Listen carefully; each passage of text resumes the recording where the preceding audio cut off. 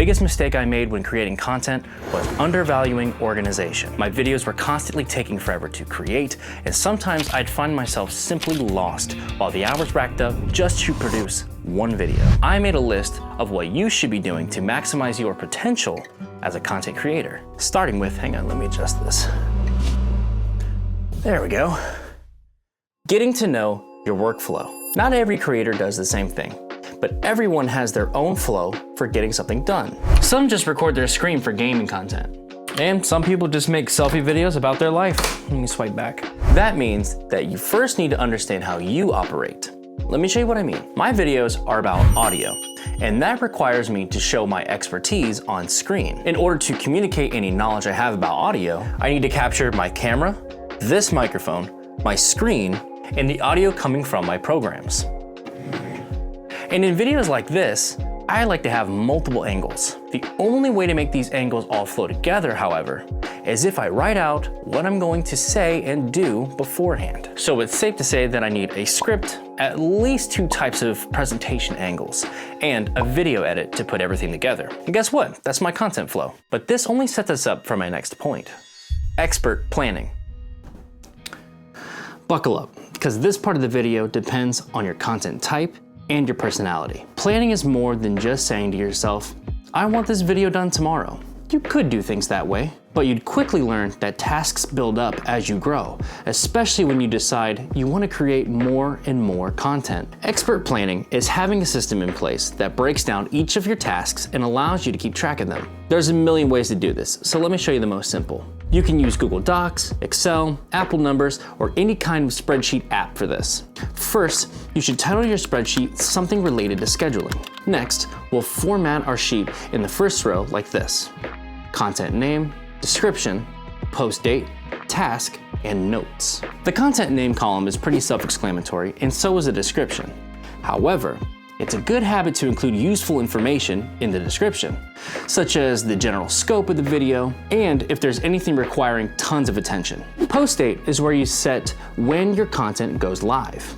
And notes is for anything extra you need to add. Say if you needed to interview someone, you could put their information right there. The task column, though, is most important. This is used for the stage at which your video is, and it should look something like this. A typical video production list starts with the idea, then goes to copy or the script, then to a presentation, to a video edit, and then to posting. If it's YouTube, there's usually a thumbnail step in there, but essentially there are 5 steps. In Google Docs, you can create a drop-down menu for this. And when you're creating your videos, this column should always represent where the video is in production. If it's in the idea or brainstorm step, then you need to fill the description in before you can write your script. The reason this is such a critical tool to have is because videos don't always go the way you want them to. And keeping track of the production helps you pivot, or it allows you to create multiple videos at the same time without forgetting where each one stands. As long as you update this content tracker list regularly, then you'll realize you can now plan ahead, you can film multiple videos at the same time, or you can even pick up where you left off after a vacation, getting sick, life events, and so on. There's tons of applications out there that take expert planning to a whole new level. And if you want me to go more in depth with Kanban boards or specific applications like Trello or Notion, then let me know in the comments. And meanwhile, I'll explain the importance of file organization. I get it. It takes time to label every little clip, script, screenshot, graphic, you name it. But nothing is more of a time sucker than mislabeled files in disarray. Here's how to fix those things if you're struggling with this. Most computers organize files by name unless you specify otherwise. And nothing goes in order better than numerical dates. By adding the numerical date in front of your content's title, you'll get a list of videos that are now organized by date. This makes it super easy to locate assets if you want to reuse them. After that, you pretty much just need to organize your files within that folder. I use a separate folder for my footage, one for my voiceovers, one for my edits. I think you get the point. This is where you fill in the blanks with your content flow. Now, I'm going to briefly touch on storage here, because if you've been making videos for any amount of time, then you know just how bad storage can get. I personally recommend getting 2 things. 1, a solid state hard drive for housing assets, current content in the works, and anything else you need to create videos daily. And 2, a cloud-based service. Everything else is up to you. And if you're struggling to free up space, then here's some advice. Don't get too attached to your edit or library files.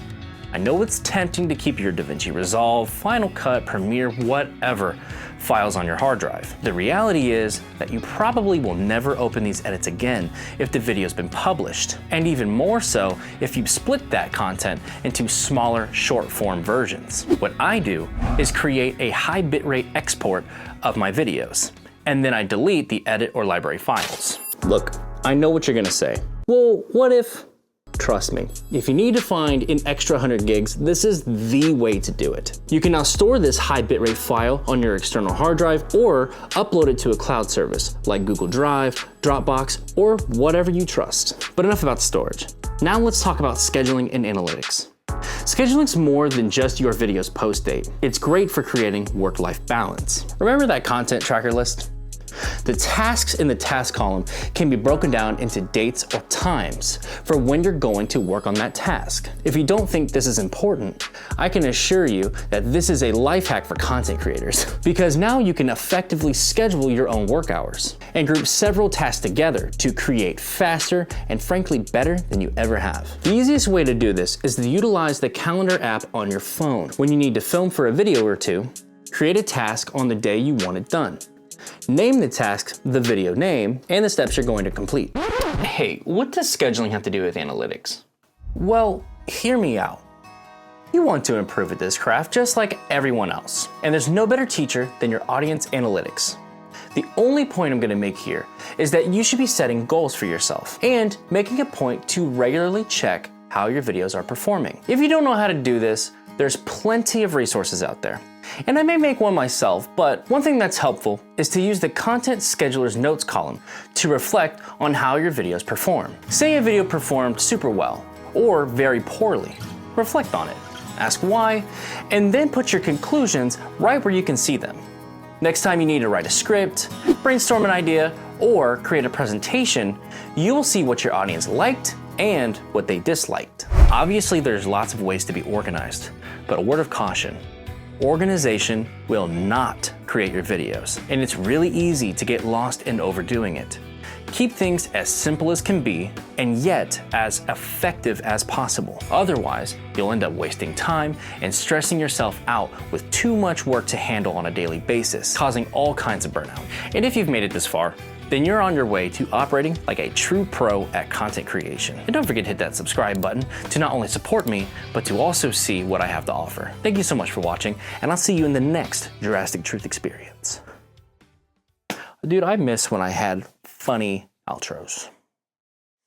Where have they all gone? Fuck them.